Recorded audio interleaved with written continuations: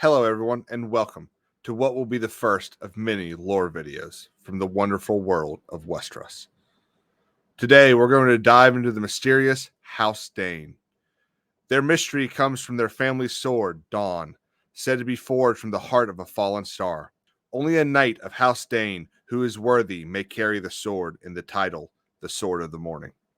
For this reason, if there is no knight deemed worthy enough, then the title will lie dormant. Their sigil is a white sword crossed with a falling star on a lilac banner. House Dayne is one of the oldest houses in Westeros, dating back thousands of years before the Andals crossed the Narrow Sea. Their ancestors were first men who are said to have raised their castle, Starfall, at the mouth of the river Torrentine. They were kings of Torrentine and fought many battles against the Reach. King Samwell Dayne, who was known as the Starfire, once sacked and burned Old Town. House Dayne is sworn to House Martell, having been defeated by them in Nymeria's war. Vorian Dayne, considered the greatest knight in Dorne and named the Sword of the Evening, was defeated and sent to the wall. His heir and Sword of the Morning, Davos Dayne, swore allegiance to House Martell and later wed Princess Nymeria, becoming Prince Consort of Dorne. House Dayne has many connections to the stories of Westeros, we know. After King Aegon I failed to conquer Dorne, Joffrey Dayne reignited the First Dornish War by sacking Old Town. Queen Visenya retaliated by burning Starfall. During the Dance of Dragons, one of the greatest swordsmen of the land was House Dayne's Sword of the Morning, Ulcric Dayne. Arthur Dayne, the Sword of the Morning, was a sworn brother of the King's Guard for Aerys II, known as the Mad King. Arthur was considered the most chivalrous knight in the entire Seven Kingdoms. Not just that, but he was the greatest swordsman in the land, equaling the Lord Commander of the King's Guard, Barristan Selmy. But if he fought with Dawn, besting him every time.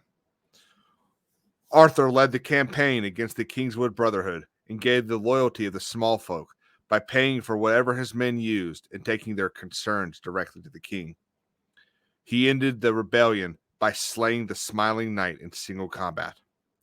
For his effort and bravery that day, Arthur Dayne knighted Jaime Lannister. Arthur Dayne was Prince Rhaegar Targaryen's best friend, and they constantly found themselves matched at different tourneys. While Arthur won the first match of the tournament in honor of the birth of Rhaegar's brother, Viserys, Rhaegar won the next two. At the tournament of Storm's End, Arthur broke 12 lances on Rhaegar's shield and still lost. And at the tournament of Harrenhal, Rhaegar won once again. It is believed that Sir Arthur Dayne aided his friend in the kidnapping of Lyanna Stark, plunging the realm into the turmoil of Robert's rebellion. After Robert slew Rhaegar on the Trident and Eddard Stark broke the siege at Dragonstone, Eddard rode to Dorne to the Tower of Joy with several companions to find Arthur Dayne and two other Kingsguard defending the tower. Of the 10 men there, only Eddard Stark and his friend Howland Reed survived. After Lyanna Stark died, Ned tore down the Tower of Joy and used the stones to make tombs for the 8 men. He then traveled south to Starfall to return Dawn to Arthur's sister, Ashara. After his visit, she threw herself from the top of one of the towers of Starfall, the Pale Stone Sword.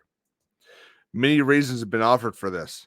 Her grief over Arthur's death, perhaps the loss of a child, or the guilt over her dishonorment at Harrenhal.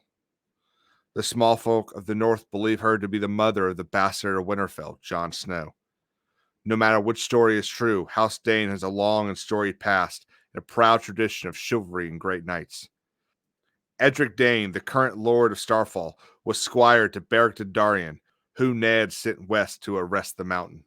After Robert's death, he continued to follow Beric under the Brotherhood Without Banners, and was there when they found Arya Stark and spoke to her about her father and his uncle Arthur. And when Lord Beric Dondarrion relinquished his life to return Lady Catelyn to life, Edric Dayne refused to follow Lady Stoneheart. We await to hear the future of this proud and mysterious House Dayne, but we know, whatever it is, their stories and their players will be full of honor, chivalry, and bravery, worthy of the title, the Sword of the Morning.